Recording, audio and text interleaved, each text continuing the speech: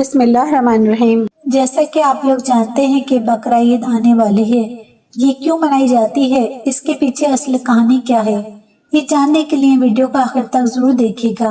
ہزاروں سال پہلے کا واقعہ ہے کہ حضرت ابراہیم علیہ السلام آرام فرما رہے تھے۔ آپ کو نیند آ گئی، خواب میں دیکھتے ہیں کہ اللہ تبارک و تعالی آپ سے فرما رہا ہے، اے ابراہیم علیہ السلام، اپنی سب سے پیاری اور عزیز چیز کو میری راہ میں قربان کرو۔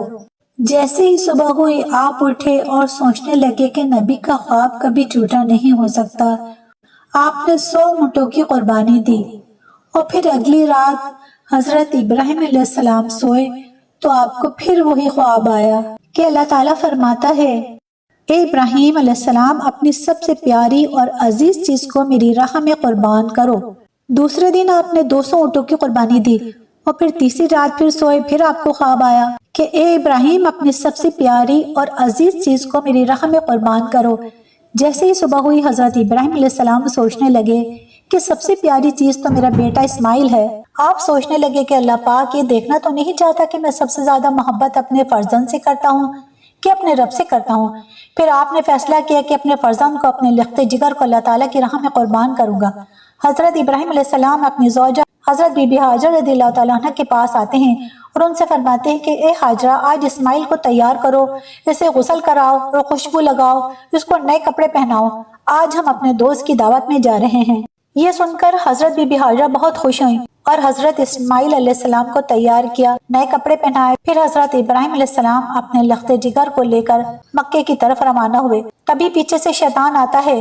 حضرت ابراہیم سے کہا کہ کہاں کا ارادہ ہے؟ آپ نے فرمایا کہ میں کام سے جا رہا ہوں۔ اس نے پوچھا، آپ اسماعیل کو ذبح کرنے جا رہے ہیں؟ شیطان نے کہا، آپ اس کام کے لیے چلے ہیں، آپ سمجھتے ہیں کہ اللہ عز و جل نے آپ کو اس بات کا حکم دیا؟ حضرت ابراہیم علیہ السلام نے ارشاد فرمایا، اگر اللہ نے مجھے اس بات کا حکم دیا ہے تو پھر میں فرمانبرداری کروں گا۔ یہاں سے مایوس ہو کر اب شیطان حضرت اسماعیل علیہ السلام کی امی جان بی بی ہاجرہ رضی اللہ تعالیٰ عنہ کے پاس پہنچا اور کہا کہ آپ کے بیٹے کو آپ کے شوہر کہاں لے گئے ہیں؟ وہ تو ایک کام سے لے گئے ہیں، انہوں نے کہا۔ شیطان نے کہا، نہیں، وہ اسے ذبح کرنے لے گئے ہیں۔ حضرت ہاجرہ نے کہا، کیا کبھی کوئی باپ بھی اپنے بیٹے کو ذبح کرتا ہے؟